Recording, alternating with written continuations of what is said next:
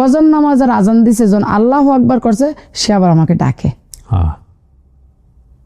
কি ভয়াবহ দিন, চিন্তা করা যায়। শাশুড়ি অনেক রিকোয়েস্ট করলো, মানে ছেড়ে চলে যাও। হ্যাঁ, সংসার ছেড়ে যাও। আমার হাজবেন্ড বহুতবার বলছে, হাজবেন্ড বলছে, দেখো তুমি এখানে থেকে কোনো লাভ নাই, তুমি যদি একটা বিয়ে করো তোমার একটা সংসার হবে। আমি বলছি না। তো বললো পাসপোর্ট, আমি পাসপোর্ট আমার বানানো আছে, কেউ জানে না। তো বললো যে আমার 20,000 টাকা দে, আমি তোরে বিদেশ। এখন যে আমি এয়ারপোর্ট যাব, আমার গাড়ি ভাড়াও নাই। তখন আমার হাজবেন্ডের একটা শার্ট ছিল, নতুন একটা শার্ট, ওই শার্টটার বিক্রি করে ওই পয়সাটা দিয়ে আমি এয়ারপোর্টে গেছি।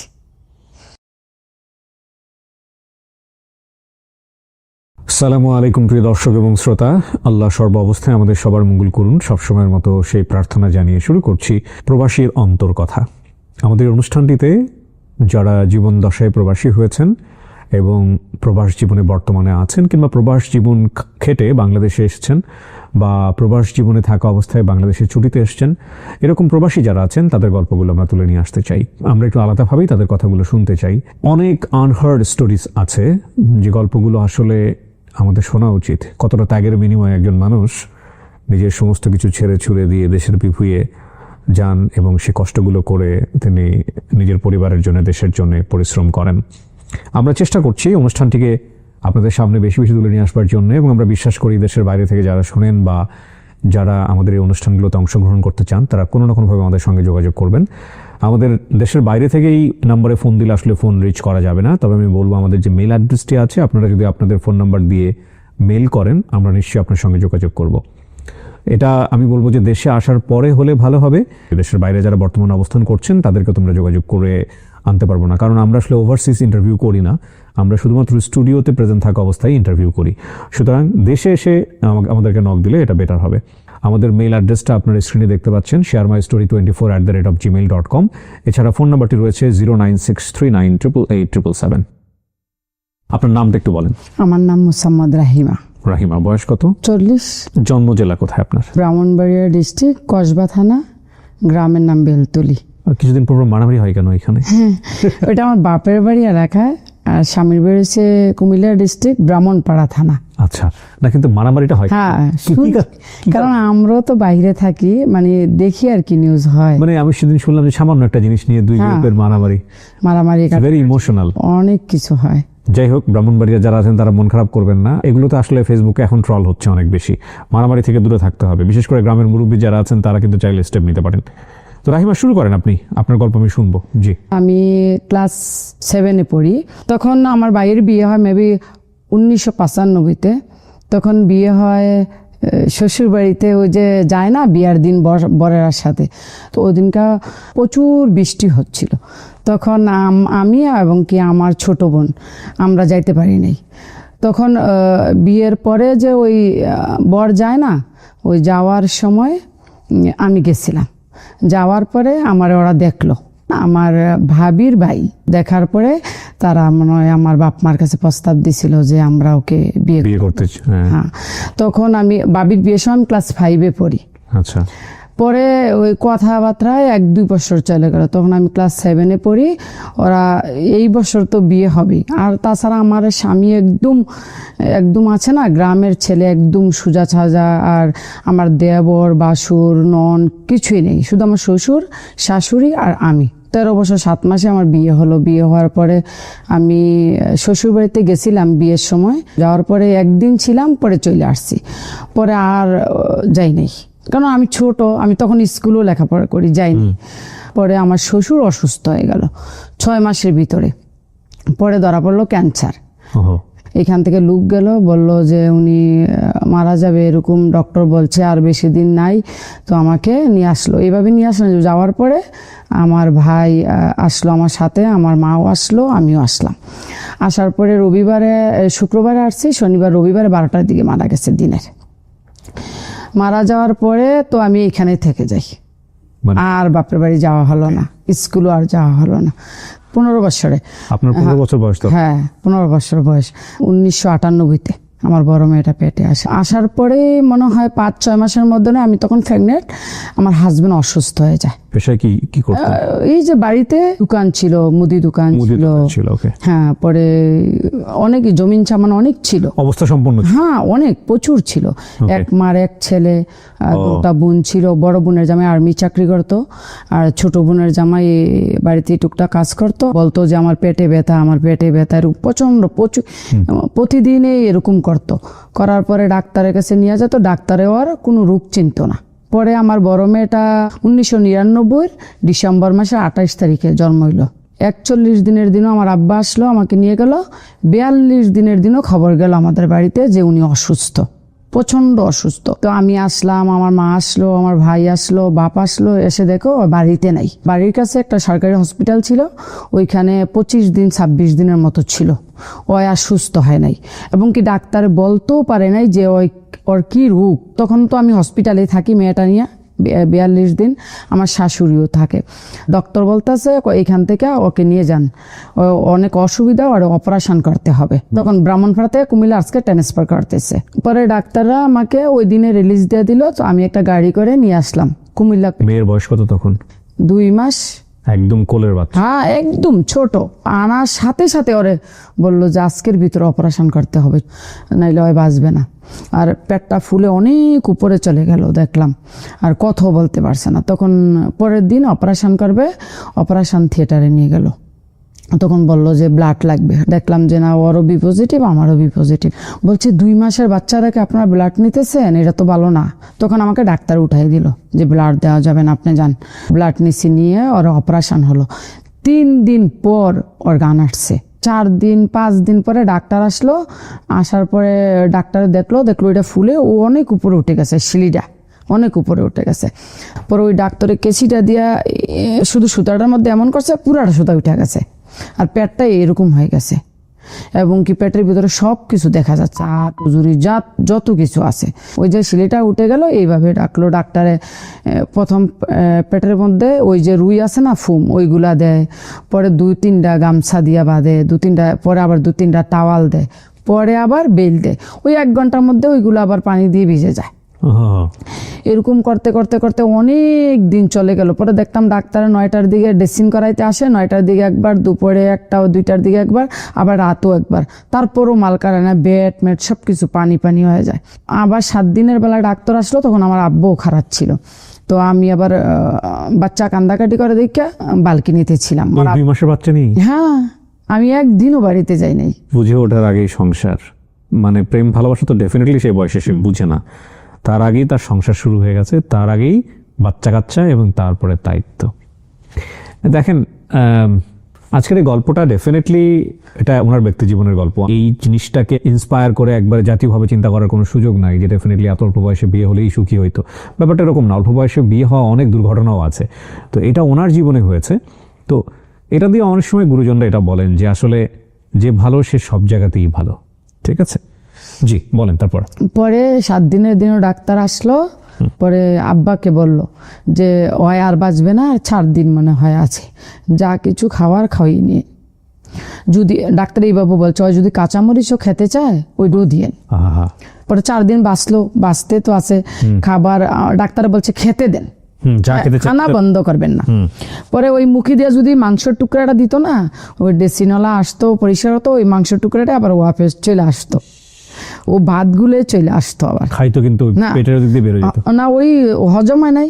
পরে আমরা শুনছি আর কি, ডাক্তাররা মানে অন্য মানুষে বলছে যে ডাক্তারে যে অপারেশন করছে, কিন্তু ওর লং টাইম অপারেশন, আর এমন দুর্গন্ধ বলা যায় না, এমন দুর্গন্ধ বলা যায় না।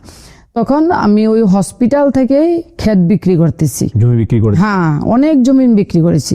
হয়তো আর ছাইন দিতে পারে না, ওই হাতে টিপসই দেয়, এইসব জমি বিক্রি করে। হ্যাঁ, ওই যে বললো ডাক্তারে 4 দিন পরে মারা যাবে, কিছুই হলো না। 15-20 দিন পরে তো আমার শাশুড়ি বললো বাড়িটা একা, আমি একটা ঘোরা দিয়ে আসি। আজকে রাতে এশার নামাজের পরে আমি ওষুধ দিতে গেছি, ওষুধ দেওয়ার পরে দেখি ও আর কথা বলে না, সবাই বলছে যে মরে গেছে। মারা যাওয়ার পরে তো হসপিটাল থেকে দৌড়ে আমার মামা শ্বশুর আবার হসপিটালে গেছে। আবার ফজর নামাজের আজান দিছে, যখন আল্লাহু আকবার করছে, সে আবার আমাকে ডাকে। কি ভয়াবহ দিন চিন্তা করা যায়, 2 মাসের একটা বাচ্চা নিয়ে। পরে আবার ওষুধ বড়ি দিল। এরকম করে আমি একটা 9 মাস ছিলাম। 9 মাসের পরে হয়তো আর সুস্থ হয় নাই। আমি ডাক্তারে বললাম বাড়িতে আমি নিয়ে যাই, সবাইকে দেখো, খাওয়া বাতাস লাগুক। পরে ডাক্তারে বলে দেখেন আমি এত বড় রিস্ক নিতে পারবো না, আমি আপনাকে একদম বাড়ির জন্য বিদায় দিতে পারবো না। আপনি পারেন যদি আপনার এলাকাতে একটা হসপিটাল থাকে ওইখানে আপনি রাখতে পারেন। ওই যে প্রথম হসপিটালটায় ভর্তি ছিল ওইটাতে আবার নিয়ে আসছি 9 মাস পরে। প্রায় 1-2 মাস আবার এখানে থাকলাম, মোট 11 মাস আমি হসপিটাল ছিলাম। থাকার পরে এই ডাক্তার আমি বললাম আমার বাড়ি তো এখানে পাশেই, তো আপনি একটা কাজ করেন আমার বাড়িতে যাইতে দেন, আমি বাড়ির আলু বাতাসটা ওরা লাগাই, দেখি ও সুস্থ হয় কিনা। কয় ঠিক আছে, যদি আপনি নিতে পারেন নেন। তখন বাড়িতে আনলাম, ঘরের মধ্যে কেউ আসতে পারে না, গন্ধে এত দুর্গন্ধ। আর আমার শাশুড়ি কাপড়গুলা ধুতো না, ওই যে গামছা টাওয়াল এগুলো, আমার শাশুড়ি এগুলো একদম পচে গেছিল। আমি একটু কম কম নিতাম কারণ আমি তো বাচ্চার মা। এভরিডে একটা ইঞ্জেকশন করতো, 25,000 টাকা রাখে নিত, ATS, ওই যে পেটটা খোলা না ওইটা ভালো হওয়ার জন্য। এভরিডে, প্রথম এভরিডে করতো, পরে আবার 7 দিন পরে একটা করতো। এরকম চিকিৎসা করতে করতে করতে আর তো ভালো হয় না। এখন আমি কি করবো, আমার পিঠ মাটিতে লেগে গেছে। এখন তো আমি বাঁচতে হবে, আমার একটা মেয়ে আছে। 1 সালের কথা বলছি। পরে লাস্টের দিয়া একটু ভালো হলো, ভালোর দিকে যাওয়ার পরে 2002 সালের প্রথম দিয়ে আমার ছোট মেয়েটা পেটে আসলো। 21 দিন পরে ওর পেটটা ফুলে ব্রাউন কালারটা এই কালারটার মতো হয়ে গেল, পুরাটা পেট। আমার শাশুড়ি আর বুঝতে পারে নাই, আমার শাশুড়িটার মধ্যে ওই যে চামড়া দিয়ে একটু হইছে না, পরে তখন সুই লাগাই দেওয়ার পরে এই যে পেটের থেকে ছুটছে পানি, ঠান্ডা, পোছা, এমন ছোটা ছুটছে আর বলার মতো নেই, তীরের মতো। হ্যাঁ, বন্ধ করা যায় না। টাওয়াল দিলে টাওয়ালের উপর দিয়া সবকিছুর উপর দিয়ে এরকম ছুটছে। ছোড়ার পরে পরে ওরা আবার হসপিটাল নিলাম। পরে বললো যে দ্বিতীয় অপারেশন করতে হবে। তো আবার জমিন বিক্রি করলাম, দ্বিতীয় অপারেশন করলাম। দ্বিতীয় অপারেশন করার পরে ওর হাতের নখ চলে গেল, মাথার চুল চলে গেল, শরীরের চামড়া চলে গেল, এবং কি পিছের মেরুদণ্ডটা আছে না ওইটা একদম ভিতরে চলে গেছে। 24 ঘন্টা এইভাবে শুইতে হয়। প্রশ্নটা করি একটু আপনাকে, আপনার মনে হতো না যে এই সংসার ফেলে চলে যাই? প্রথম এটা হলো আব্বাকে বললো ডাক্তার যে 4 দিনের মধ্যে মারা যাবে, তখন আব্বা আমার বাড়িতে নিয়ে গেল। আব্বা অনেক বলছে, আমার 7 ভাই, কিন্তু 7 ভাই 3 বোন। আমার ভাইরা অনেক রকমের চেষ্টা করছে, অনেক রকমের, কিন্তু আপনি জানেন না। আমি বলছি না, আমি আব্বাকে একটা কথা বলছি, সে মরবে না বাঁচবে আপনারা কেউ জানেন না, শুধু একমাত্র আল্লাহ জানে। শাশুড়ি অনেক রিকোয়েস্ট করলো, মানে ছেড়ে চলে যাও। হ্যাঁ, সংসার ছেড়ে যাও। আমার হাজবেন্ড বহুতবার বলছে, আপনার হাজবেন্ড? হ্যাঁ, হাজবেন্ড বলছে দেখো তুমি এখানে থেকে কোনো লাভ নাই, তুমি যদি একটা বিয়ে করো তোমার একটা সংসার হবে। আমি বলছি না। পরে এইভাবে থেকে গেলাম, পরে আর সুস্থ হয় নাই। সুস্থ না হওয়ার পরে তখন আমার একদম পিঠ মাটিতে লেগে গেল। কিন্তু সম্পত্তি আছে, বিশাল সম্পত্তি। হ্যাঁ, বিক্রি করার পরও আর দোকান ছিল, জমিন জামান প্রচুর আছে, পুষ্কুনি টুসকুনি সব অনেক কিছু আছে। ওই প্রেগনেন্ট অবস্থায় আমি আবার একটা লাইফ ইন্স্যুরেন্সের জবও করছি কয়েকদিন, 8-9 মাস 10 মাস। পরে এই জবটা দিয়ে আমার কিছু হলো না। তখন আমার বাড়ির একজন ভাসুর আছে, উনি থাকতো সৌদি আরব। তা আমি একদিন কথাটা আমার সাথেই শেয়ার করলাম। আমি ভাই আমি কিভাবে বাঁচবো সামনের দিকে, একটা মেয়ে আছে, আবার এখন আমি প্রেগনেন্ট, কি করবো? দেখা যাক, আল্লাহ যা করে করব। ছোট মেয়েটা হওয়ার পরে আমি স্বামী ছেড়ে যাই নাই বিদায় আমার শাশুড়ি আমাকে অনেক অত্যাচার করছে যাওয়ার জন্য। আমার শাশুড়ি আমার এখানে একদিন মারছিল, এমন ভাবে ব্লাড গেছে, আমার পুরা কাপড়গুলা ভিজে গেছিল। আমাকে বলছিল এখানে থেকে কি হবে, তবু আমি যাই নাই। তো ওই বাসুরটা ওই ব্লাড দেখে আমাকে অসুস্থ দেখে ওই আবার ডাক্তারের কাছে নিয়ে গেছিল। ছোট মেয়ের হয়েছে মানে 40 দিনও যায় নাই। ছোট মেয়েটার আমি নিয়ে আমি বললাম ভাই আমার একটা লাইন ধরান। তো এবার আমার বললো বিদেশ যেতে পারবি? আমি অসুস্থ তখন। হ্যাঁ, অসুস্থই। ওকে। পরে আমি বললাম হ্যাঁ যাব। তো বললো যে যদি যেতে হয় 50,000 টাকা লাগবে, আর পাসপোর্টও বানাতে হবে। পাসপোর্টটা আমি বানালাম।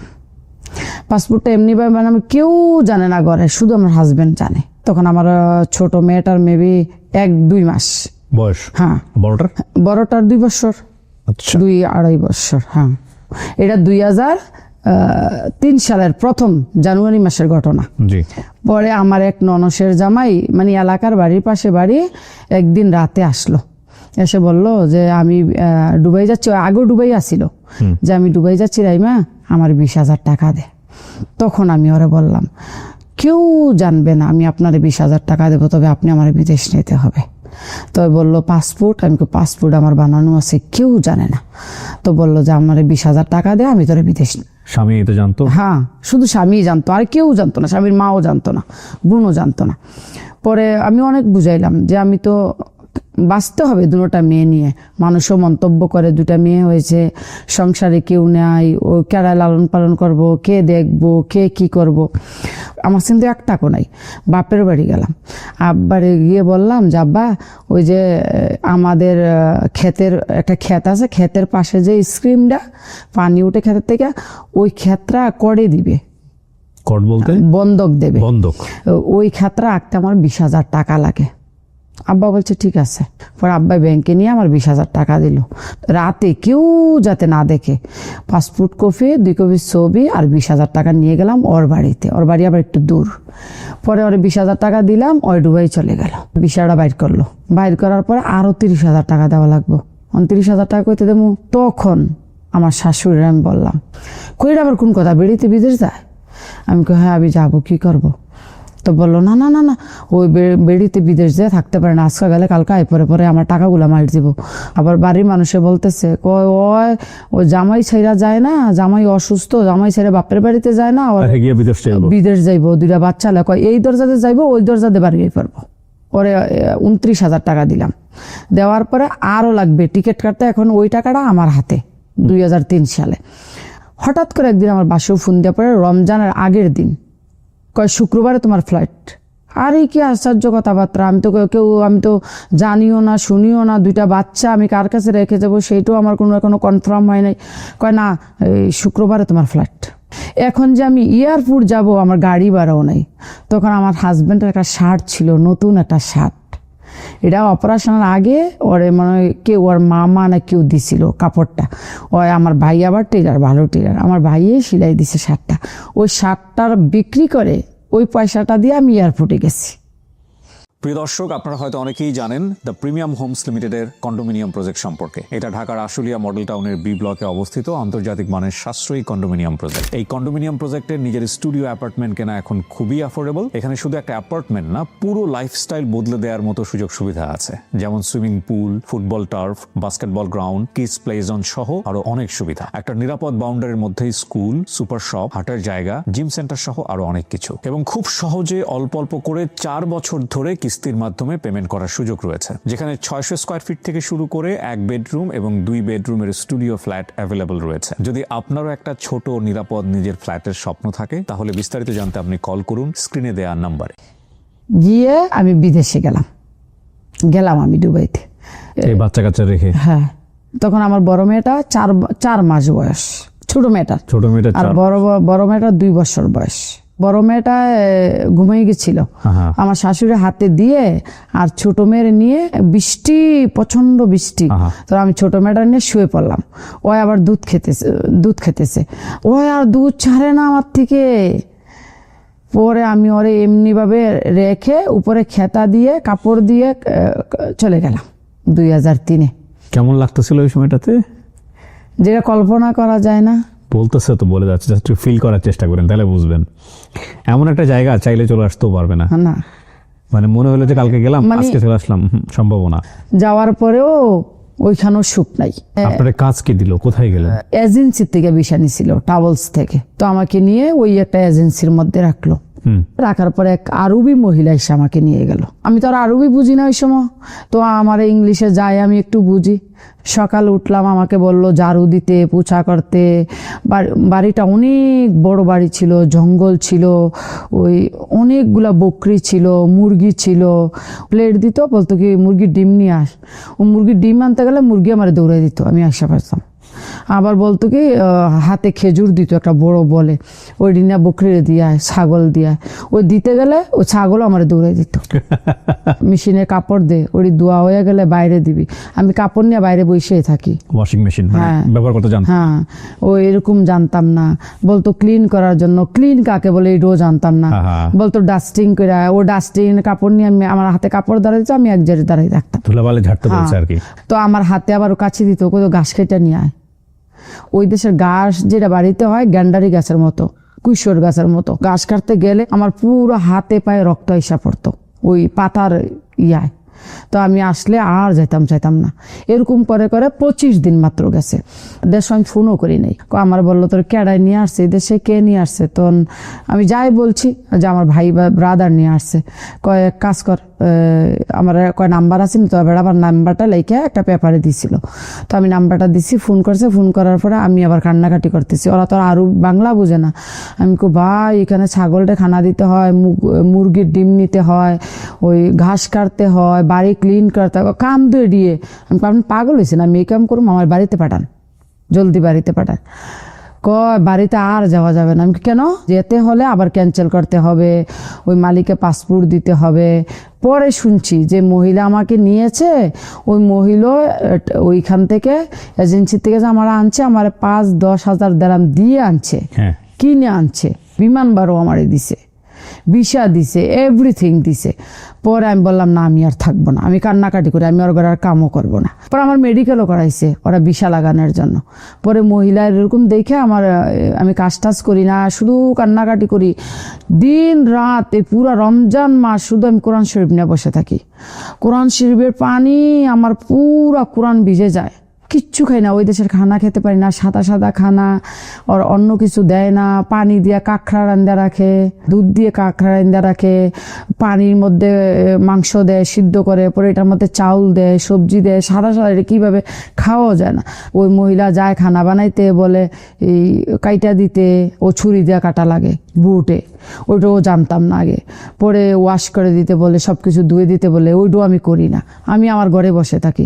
আমি মহিলার ডাইরেক্ট বলছি আমাকে দেশে পাঠাই দে। পরে আমার বাসুরে ওই ইচ্ছা করে মহিলায় ফোন করছে। মহিলা ফোন করে কয় কাজ কর, তুই আয় আমার লগে সাক্ষাৎ কর, দেখা কর। তখন আমার বাসুরে গেছে একটা গাড়ি নিয়ে, বললো কাজ কর, তুই ওরে নিয়ে অন্য খানো ভিসা লাগাই দে, আমি রাখবো না, আমি ট্রান্সফার করে দেবো। পরে আমি 25 তারিখ সকালে ঘুম থেকে উঠি, দেখি আরেকটা মেয়ে ইথিওপিয়া। হ্যাঁ, মেয়ে দেখলাম ভালো ঝাড়ু পোছা করতেছে। পরে আমার বাসুরে আসলো দুপুরবেলা, এসে আমাকে নিয়ে গেল। এরপর আমার বাসুরে আই না, এক মহিলা, এক মেয়ে ছিল এই আমাদের বাঙালিয়ে, রিনা কইরা নাম। তখন আমার কোনো মালিক টালিক ঠিক করে নাই, 1 সপ্তাহ রাখলো। তখন আমি পাগল হয়ে গেছি। ওই রিনা আবার ওই দেশে স্কুলে জব করতো, মাদ্রাসা বলে আর কি আরবিতে। সকালে যেত, দুপুরে আসতো, একা একা বাসায় থেকে বাইরে দিয়ে লক করে যায়। আমি কি ভাই আমারে নিয়ে কোথাও চাকরি দেন। তো আমার বাসুরি কি করলো, একটা চাকরি আবার আরবির ঘরে ঠিক করে আমাকে নিয়ে গেল রাতের বেলায়। আমার বাসু ওইখানে থাকে, ওই স্কুলে আমার বাসুরে চাকরি করে। ওই চাকরি করে বলে আমার এই যে মালিক আছে না, মালিকের ছেলে মেয়েরা চিনতো। নিয়ে আসার পরে মামারে দিল রাইতের বেলা।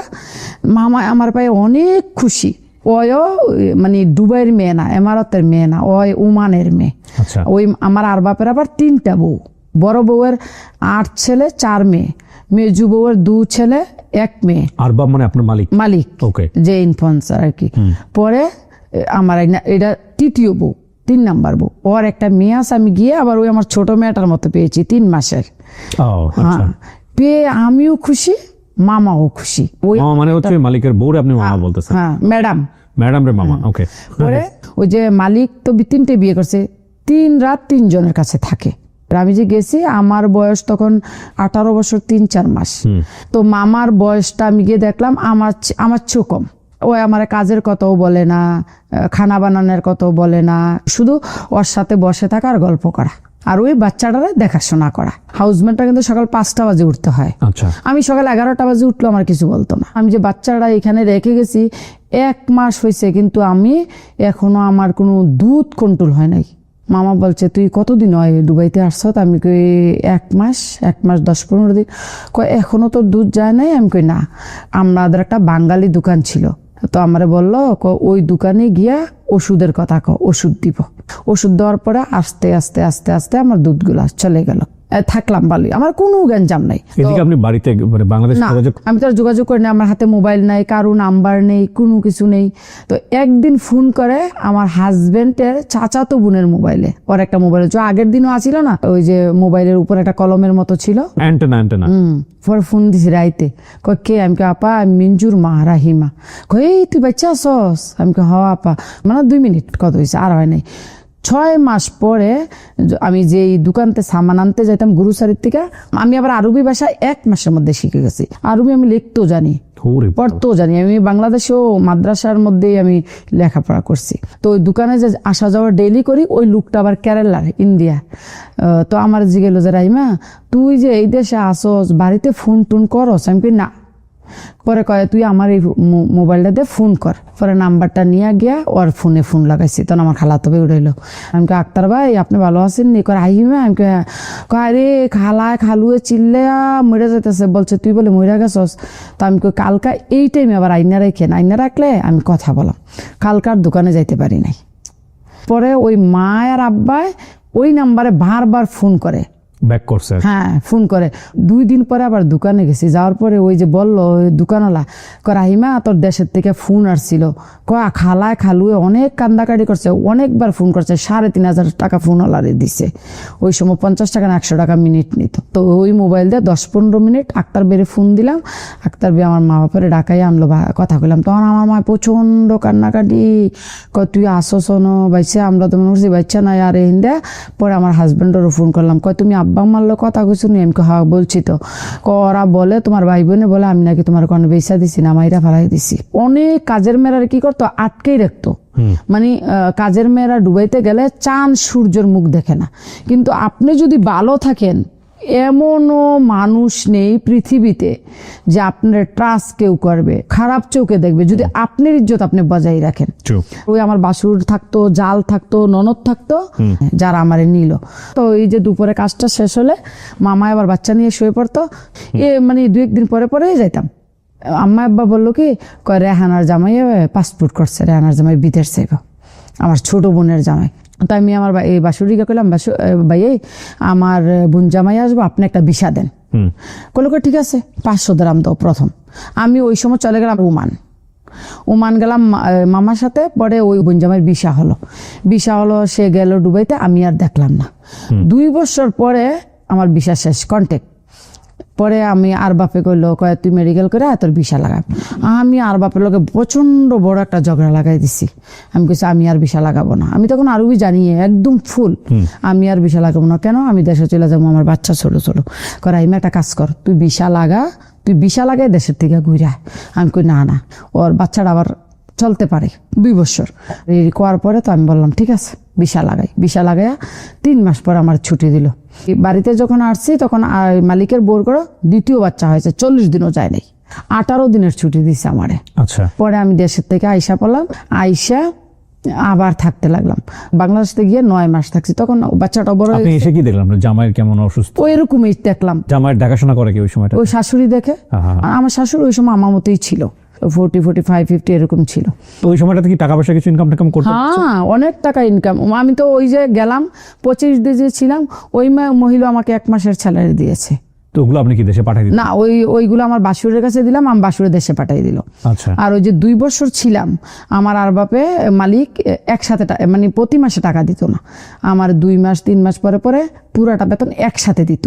আচ্ছা, তো আপনি এটা ওই ভাসুরকে দিতেন, ভাসুর দেশে পাঠায়? হ্যাঁ, ওই সময় আমার বাসুরে দিতাম, ব্যাংক ট্যাঙ্ক আমি চিনতাম না, তাছাড়া আমি বাইরেও যেতাম না। পরে টাকাটা ওরাই পাঠাইতো, আমার টাকা কেউ মারতো না। পরে বাড়িতে দিত। পর 9 মাস পরে ম্যাডাম চলে যাবে ওমান। তো আমাকে আবার বলছে ওমান যাওয়ার জন্য। আমি ম্যাডামরে বুঝিয়ে বললাম, আমি ওই দিন আমি 18 দিনে চলে আসলাম, মেয়েটির ভালো করে দেখলামও না। তো এখন তুই ওমান চলে যা, আমি দেশে চলে যাই। ওমান যদি যায়, বাংলাদেশে হাউসমেট আছে, ও আবার ভালো কেয়ার করে। পরে আর বাপে টিকিট কেটে দিল। আমি 1 দিন আগে চলে গেলাম, ম্যাডাম 1 দিন পরে চলে গেল। 3 মাস পরে আমি টিকিট নিয়ে গেলাম। তখন আমি আর মালিকরে জানাই নাই যে আমি অমুক তারিখে আসতেছি। গেলাম, গিয়া দেখি ঘরে মেয়ে তো কাজকর্ম করতেছে। তো মামাই আমার বলতেছে, আমার ঘরে তো অনেকটা মেয়ে আছে, ওর ভিসা টিসু আমরা লাগাইছি। আমি কই থাকুক, ওও কাজ করুক, আমিও করি, 2টা বাচ্চা তো আছে। তো আর বাপে আসলো সন্ধ্যায়, আর বাপের ফোন করছে মালিকরে যে রাহিমা আসছে, এখন কি 2জন লোক আমরা রাহাম? তো আর মালিক বলল না। তখন আর বাপের বড় যে ওয়াইফ, ওর ঘরে আমি চলে গেলাম। ওর ঘরে আমার এলাকার একজন লোক ছিল, খানা বানাইতো, আরবিতে বলে তাব্বা, কুক আর কি, কুক করে।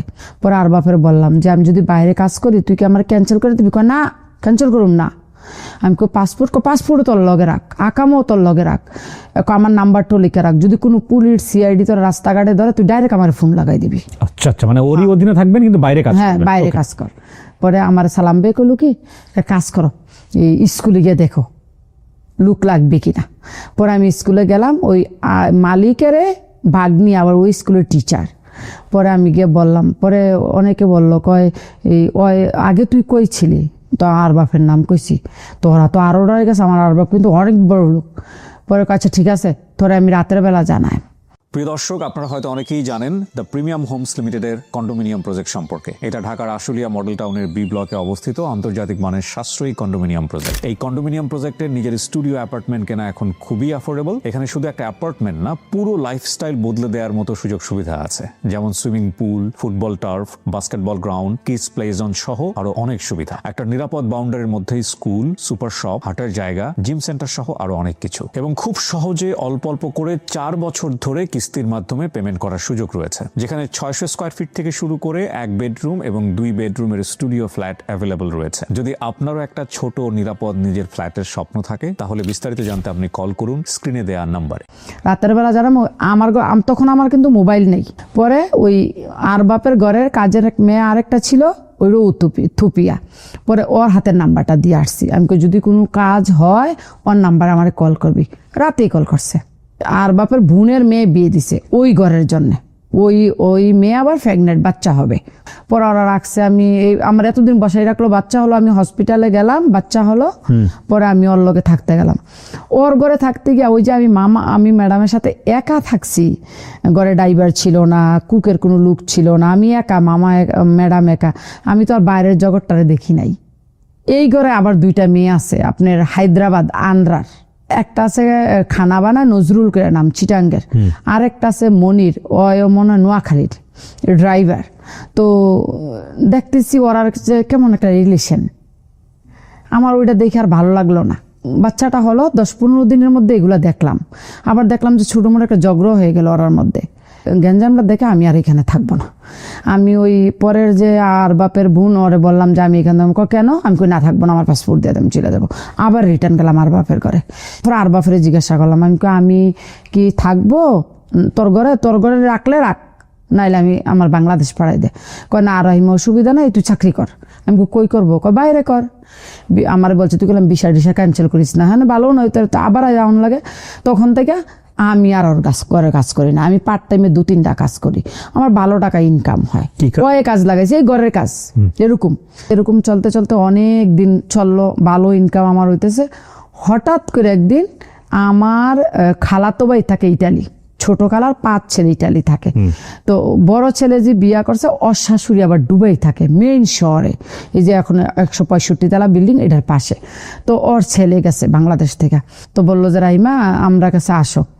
তো আমি বললাম যে কে লেগা মা, ওই কইলো কি জহিরে মেডিকেলে আনফিট হয়েছে, দেশও যাইব গা, সামান টামান যদি দাও আইয়া দিয়া যাও, আইও। তো একদিন আইলাম, আইয়া দেখলাম আইরে বাংলাদেশি মায়া পান অভাব নেই। ওরা রুম নিয়ে থাকে, একটা রুমে 4-5 জন মেয়ে থাকে, বেড প্লিজ নিয়ে। তো আমি বললাম যে মা, ওই এডি যে থাকে পুলিশে ধরে টরে না? কয় না, ওরা পার্ট টাইমে কাজ করে থাকে। তা আমি কইলাম কি আমি আসলে আমার একটা চাকরি দিতে পারবেন? ওইখানে তো 2-3 জায়গাতে কাজ করা লাগে। কয় হ্যাঁ তুমি আসো। পরে আমি গেলাম, গিয়া মালিকের থেকে কইয়া বুঝাইয়া আমি চলে আসলাম। আইয়া পরে আমার কি করলো, ওই মাউয়ে ওই দেশে আবার নিউজ পেপারে অ্যাড দেয় মেডের জন্য। হ্যাঁ, তো দেওয়ার পরে তো আমি ব্রেকফাস্ট লেগে না কি লেগে নিচে গেছিলাম, পরে একটা নিউজ পেপার আনলাম, আইনা দেখলাম একটা অ্যাড দিয়ে রাখছে। ওই ম্যাডামের নাম্বারে আমি ফোন করলাম, পাকিস্তানি ম্যাডাম। তো আমার বললো তুমি আসো ইন্টারভিউ দাও। তো গেলাম, ইন্টারভিউ নিল ভালোই। পরে বললো আমার ঘরে কোনো কাজ নাই, শুধু একটাই কাজ, ওর শ্বশুরের, ওই আমার হাজব্যান্ডের মতো, ওর শ্বশুরের এই হাতটা একটু নাই, এমনি থাকে, সবসময় এমনি থাকে, এই হাতটা নাই। আর এই হাতটার মধ্যে শুধু বড় বড়, প্রথম দেখাইছে না, দেখাইছে এই আমার ঘর এইখানে থাকবি। ওর শ্বশুর আর দেখায় নেই যে আমার ঘরে একটা মেয়ে আসে, ঝাড়ু পোষা করে আর বর্তন টর্তন ধুয়ে যাবে। ঠিক আছে, তো আমি কেন থাকবো? বলছে তুই থাকবি ঘরে, দেখাশোনা করবি, আমি সামটাইম বাইরে যাই। ওই যে মালিক এই পাকিস্তানি বিরাট বড় লোক, ওই দুবাইতে আপনি চিনবেন, রয়্যাল মেরিডিয়ান, লি মেরিডিয়ান, গভর্নর হাউস, 3টা 5 স্টার হোটেলে ম্যানেজমেন্ট ডাইরেক্টর। ওকে। তো সবাই বললো যে তোমার দান এবার লাগছে। তো আমি গেলাম, পরে আমার দেখায় নাই, রাইতে ওই মাঝখানে রুমটা খুলে দিল, ওর শ্বশুর দেখলাম। আমি আবার ওই সময় হিন্দি জানি না, ইংলিশ জানি ফুল, আরবি জানি। আরবিতে কথা বলি, ওই ম্যাডাম জানে না, ম্যাডাম আবার হিন্দি জানে আর ইংলিশ জানে। পরে অনেক নাম দাম দেখলাম বসের, মিস্টার আজার চৌধুরী, মারা গেছে এখন, বাচ্চা বাচ্চা নেই আর।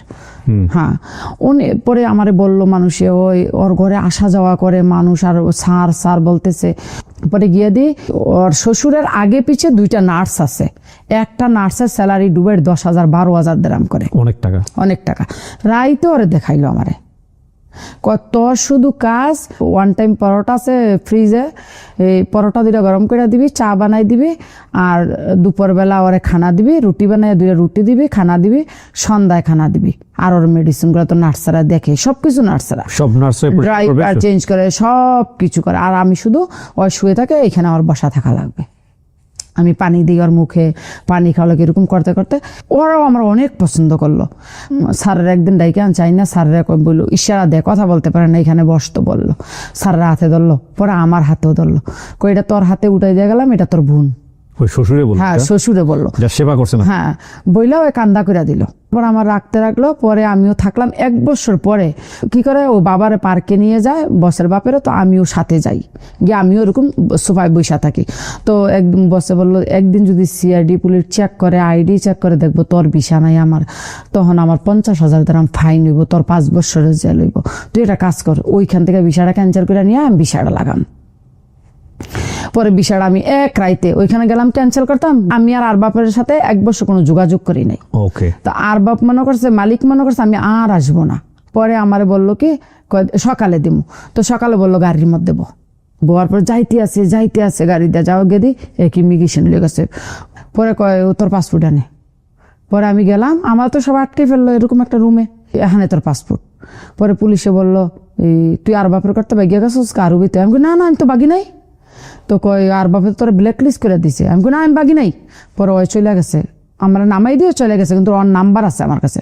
পরে এক পুলিশ আমার হেল্প করলো, তুই আমার সাথে আয়, ওইখানে বড় আরবিতে কয় মুদির, ও একটা টেবিলে একটা রুমে আসা বসা। তারপরে আমি গিয়ে বলছি, এটা সত্য। আমি বাবা, আমি ভাগি নাই, ওই আমার বিষা ছিল, ওই ঘরে রাখবে না, লোক দরকার নাই, প্রয়োজন নাই। সে আমাকে বলছে বাইরে কাজ করার জন্য, আমি বাইরে কাজ করছি। এখন আমি ওর বিষয় আর থাকবো না, আমি ক্যান্সেল করবো। আমি ক্যান্সেল করার জন্য আসছি, ও আমার নিয়ে আসছে। করে ফোন কর। পরে ফোন করছে পুলিশে, ফোন করে তুই কই? আমি তো চলে আসছি। অফিস আই রিটার্ন আয়। পরে আইসে আনে, কয় তুই ওরা তামিল দিলি কিনা? কয় বাগিয়ে গেছে গা। আমি কখনো বাগি নাই, তুই যা, ওরা গ্রামের মানুষের তুই জিজ্ঞাসা কর, আমি বাগি নাই। তারপরে আমার জিজ্ঞাসা, তুই ওর কাছে স্যালারি পাস? আমি হ্যাঁ, আমি 2 মাসের স্যালারিও পাই। 2 মাসের স্যালারি রাখে আনে। তো আরবি বলছে, আমার কাছে তো পয়সা নেই। তোর পাসপোর্ট কই? আমার কাছে। পুলিশে আমার কাছে টাকা আছে, পাসপোর্ট দে। যখন তুই টাকা নিয়ে আসবি তখন তোর পাসপোর্ট নিয়ে যাবি, তোর পাসপোর্ট এখানে থাকবে। সেও একটা পুলিশ, সে রিটার্নে আসছে। সেই দেশের কানুন কিন্তু অনেক শক্ত, যদি বুঝা মানুষে থাকে। পরে আমার বললো পুলিশে, তুই একটা কাম কর, তুই ওইখানে গিয়া ওর নামে একটা অভিযোগ কর। আমি অলরেডি অভিযোগ লিখছি, শুধু আমি জমা করবো, গিয়া খাবলা দে ফাটার মতন ধরছে, দইরা আমার হাতও ধরছে, দইরা বাইরে আনছে। আইনা কয়, তুই কি তা চাস? আমি কিচ্ছু চাই না, আমি তোর নামে কেস করাম। তুই আমার বললি বাড়িগা কাজ করতাম, বাড়িগা কাজ করলাম, তুই আমার তামিল করে দিলি, ব্ল্যাক লিস্ট করে দিলি, আমি কিচ্ছু জানি। আমি তোর কয়, না তুই আমার কেস করিস না, তুই আমার মেয়ের মতো, তুই যা বলবি আমি তাই দেবো। পরে আমি বললাম যে তো আমার ক্যান্সেল কর। 1 মাসের স্যালারিও দিছে, আবার পাসপোর্টও দিছে, ক্যান্সেল পেপারটাও দিছে। আমার বললো যে রাইমা, এইটার মধ্যে তোর 28 দিনের টাইম আছে, তুই ভিসা ছাড়া 28 দিন থাকতে পারবি। আপনি অনেক লাকি, আপনাকে অনেক সহযোগিতা। হ্যাঁ, অনেক মানুষের। পরে আইনা বসের কাছে বৃহস্পতিবারে রাতে দিয়েছি, তো বসে বললো শুক্রবার শনিবার আইমা 2 দিন, রবিবার ভিসা দিয়েছে, সোমবারে মেডিকেলও করাইলেছে। বসে তখন আমার বেসিক স্যালারি দিয়েছে 1500 দিরহাম। পরে আমি চাকরি করতে রইলাম। এইখানে মাঝখান দিয়ে বসের বাবা একদম অসুস্থ হয়ে গেল। বসের ভাই আসছে, আসার পরে ওর আবার নজর গোচর তেমন বেশি একটা ভালো না। তো আমি কি করলাম, আমি একদিন বিকালবেলা লাকিছে করে কাপড়টি না মাউর কাছে চলে আসছি। তখন আমি স্যাররে বললাম, আমি স্যার, যদি তুই নারাজ না হস, যদি তুই খুশি থাকস, তো আমি আন্টির কাছে থাইকা কাজ করি, তোর বিষাটা দিয়া তোকে কর। মাউর বাড়ির পাশেই এই রাস্তাটার মধ্যে আমার 4-5 টাইম লয়ে দিল। আমি সকাল Part time? হ্যাঁ, তখন আমার মাসের স্যালারি তো 7,000 দিরহাম। কোন 7,000 দিরহাম বাংলাদেশে কয় টাকা? ওই সময় 7,000 দিরহাম বাংলাদেশের 1.5 লাখ। ওরে বাবা, অনেক টাকা। হ্যাঁ, 7,000, কোনো মাসে 8,000 এরকম করে। তো আর ঈদ আসলে তো কোনো কথাই নাই। পরে এরকম কাজ করতে করতে করতে করতে করতে প্রায় আমি 2012 সালে এরকম আমার আম্মা অসুস্থ হয়ে গেল। আপনার স্বামীর অবস্থা কি তখন? এ তো এরকমই, বিছানায় পড়ে? হ্যাঁ এরকমই। আচ্ছা। তো ম্যাডামরা আমি ফোন দিয়ে বললাম, ম্যাডাম আমি দেশে চলে যাচ্ছি। কেন? আমি আমার মায়ে অসুস্থ।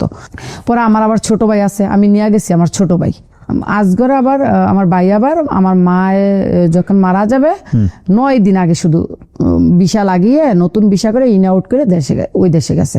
বিষও লাগছে না, ওর মেডিকেল করছে না, বিষও লাগাইছে না। তখন আমি বাড়িতে চলে আসলাম। বাড়িতে চলে আসার পরে 10 দিন পরে মা মারা গেল।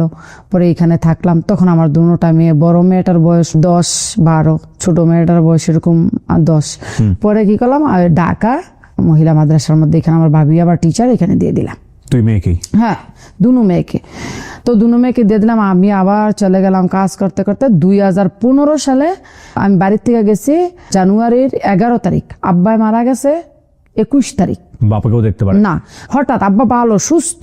পরে তো এইভাবে চাকরি করে 15 সালে আমি একটা জায়গা নিই বাংলাদেশে জায়গা। হ্যাঁ, বাংলাদেশে একটা জায়গা আমি ঢাকায়? এক মার্কেটে না, আমাদের এলাকাতেই Okay. বাজারের মধ্যে আমি 2 শতক জায়গা নিই। প্রায় ওই সময় 20 লাখ টাকা দিয়ে আমি নিই। 18 লাখ টাকা দিয়ে আমি চলে গেলাম। আমি কিন্তু জায়গার রেস্টুরেন্ট করি নাই। ভালো লোক, কাছের লোক। এরপরে 17 সালে ফেব্রুয়ারি মাসে আসলাম, আইসা জায়গাটা রেস্টুরি করলাম, চলে গেলাম। আবার 2018 সালের মার্চের 1 তারিখে বড় মেয়েটা বিয়ে দিলাম। আপনার মেয়ের? হ্যাঁ। কত বছর বয়সে বিয়ে দিলেন? 15-16 ছিল। এত অল্প বয়সে কেন বিয়ে দিতে হবে? দেখেন, মাদ্রাসাতে লেখাপড়া করে, আমার তো কেউ নাই, স্বামী তো থাইকেও নাই, শ্বশুর নাই, দেব। স্বামী কি তখনও বিছানার রকম পড়ে? হ্যাঁ। আল্লাহ। পরে আমি আবার চলে গেলাম দুবাই গিয়ে আবার 2019 সালে আসলাম। এসে 2019 সালের লাস্টে আবার ছোট মেয়েটার বিয়ে দিয়ে দিলাম। ছোট মেয়েটার বয়স 15-16 এরকম বিয়ে দিয়ে দিলাম। চলে গেলাম আবার। যাওয়ার পরে 2020 সালে আসলাম, এসে আরেকটা জায়গা নিলাম 35 লাখ টাকা দিয়ে। পরে আবার চলে গেলাম। আল্লাহ দিলে আমার ইনকাম আছে, মাসে 2 লাখ 2.5 লাখ, ব্যাপার না। মানে ওটা করতেছেন, এদিকে স্বামীর চিকিৎসা করতেছেন, সংসার চালাচ্ছেন, মেয়ে বিয়ে দিচ্ছি, জায়গা জমি করছি। বাড়িতে একটা ঘর, টিন সেট দিয়ে একটা বিল্ডিং ও করছি, 2 বেডরুম হল দিয়ে। পরে আবার 2024 সালে আসলাম, আইসা আরেকটা জায়গা নিলাম 42 লাখ টাকা দিয়ে। 40-42 লাখ টাকা দিয়ে নিলাম। প্রথম যে জায়গাটা নিলাম, এই জায়গাটার প্রাইস এখন অনেক বেশি, শুধু বাড়তি আছে। 20 লাখ টাকা দিয়ে কিনছি, এখন আমি বিক্রি করলে 50 লাখ টাকা বিক্রি করতে পারি।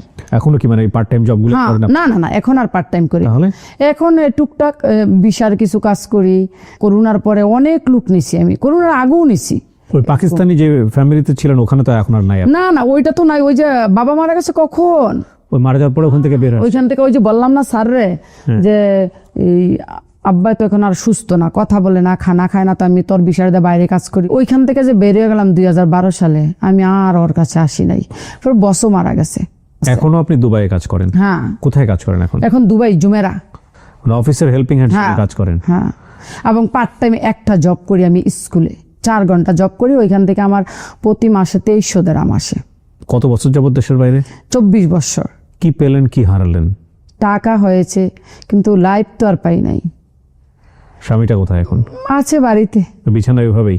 না, এখন একটু ভালো, একটা দোকান আছে, ওই যে ছোট করে একটা চা পান নিয়ে বসে থাকে। মেয়ের জামাই না? ছোট মেয়ের জামাই আমি নিয়েছি দুবাই। হ্যাঁ, 5 স্টার হলে ওই যে আমার বসের হোটেল ছিল, ওই হোটেলে জব করে, 5 স্টার চাকরিও দিয়ে দিয়েছেন। এবং বড় জামাই মালয়েশিয়া আছে। বাবা যে বলছিল, ভাই যে বলছিল সংসার থেকে বের করে নিয়ে গিয়ে একটা নতুন জীবন দিবে, ওইটা কি ভালো সিদ্ধান্ত ছিল? এই যে কষ্টগুলো করলেন, কষ্টগুলা করেছি, ওইটাও আমি মনে করি যে এক দিক দিয়ে ভালো ছিল, আরেক দিক দিয়ে ভালো ছিল না। কারণ আমার তো মেয়ে ছিল, আমার মেয়েগুলা কোথায় যেত? পেটে ধরে মা হওয়া যায়, সেটা বায়োলজিক্যাল মাদার বলে, কিন্তু মা বা বাবা হওয়ার ব্যাপারটা নির্ভর করে মস্তিষ্কে। যেমন ধরেন এই যে ভদ্রমহিলা যিনি আজকে গল্পটা বলে গেলেন, ওনার গল্পের মূল জায়গাটা আসলে এটাই যে আমার 2টা মেয়ে আছে, সুতরাং আমি আমার জামাই কি অবস্থায় আছে সেটা বড় কথা না, আমার 2টো মেয়ের জন্য দায়িত্ব কাঁধে তুলে নিতে হবে। যিনি জীবনে কোনোদিন দেশের বাইরে যান নাই, তিনি জামাইয়ের একটা শার্ট বিক্রি করে 150 টাকা দিয়ে এয়ারপোর্টে গেছেন এবং পরে তিনি জানতে পেরেছেন তাকে কিভাবে নেওয়া হয়েছে টিকিট, এগুলো সে জানতেনও না। এবং তার যে সিনেমাটিক গল্প, এর চেয়ে অনেক সিনেমাটিক গল্প বিশেষ করে প্রবাসী যারা আছেন তাদের অনেকের জীবনে আছে। আমরা এই গল্পগুলো একটু তুলে নিয়ে আসতে চাই একটা দায়িত্ববোধের জায়গাটা থেকে। এই যে এত রেমিটেন্স, যে রেমিটেন্সের উপরে বাংলাদেশের অর্থনীতি দাঁড়িয়ে আছে, যে রেমিটেন্স একটু এদিক ওদিক হলে বাংলাদেশের অর্থনীতি কেঁপে যায়, পুরো বাংলাদেশ কেঁপে যায়, সেই সব মানুষদের গল্পগুলো একটু আমাদের জানা উচিত যে কত বড় বড় স্যাক্রিফাইস, পরিবারের ক্ষেত্রে স্যাক্রিফাইস, নিজের জীবনের স্যাক্রিফাইস, এবং এই স্যাক্রিফাইস করার পরে গিয়ে তারা তাদের পুরো জীবনটা দিয়ে এই দেশ গড়ার কাজ করেন, পরিবারের কাজ করেন, এবং পুরো বাংলাদেশটাকে তারাই আসলে এগিয়ে নিচ্ছেন। এই মানুষগুলোর গল্পগুলো আপনাদের সামনে আনতে চাই, সম্মানের জায়গা থেকে আনতে চাই, অনুভূতির জায়গা থেকে আনতে চাই, উপলব্ধির জায়গা থেকে আনতে চাই। সো প্রিয় দর্শক এবং শ্রোতা, আজকের এই রাহিমার গল্প দিয়ে একটা জিনিসই বলতে চাই, এরকম অসংখ্য রাহিমা আমাদের বাংলাদেশ থেকে গিয়ে বিদেশ বিভুঁয়ে নিজের জীবন ত্যাগ করে, নিজের জীবনের মায়া ত্যাগ করে সংসার গোছানোর কাজ করেন, দেশ গোছানোর কাজ করেন। এদের প্রতি সম্মান যেন কখনোই না কমে। আপনি যদি মনে করেন যে আপনারও একটা গল্প আছে যেটা বাংলাদেশের মানুষের কানে পৌঁছে দেওয়া উচিত, তাহলে আপনি আমাদেরকে মেইল করতে পারেন। আমাদের মেইল অ্যাড্রেস হচ্ছে sharemystory24@gmail.com। আর বাংলাদেশে অবস্থান করে থাকলে আপনি আমাদেরকে একটা ফোনও করতে পারেন। আমাদের ফোন নাম্বার হচ্ছে 09639888777। আজকের মতো এখানেই শেষ করছি। ভালো থাকুক আমাদের সব প্রবাসীরা। অনেক অনেক বেশি দোয়া। আসসালামু আলাইকুম।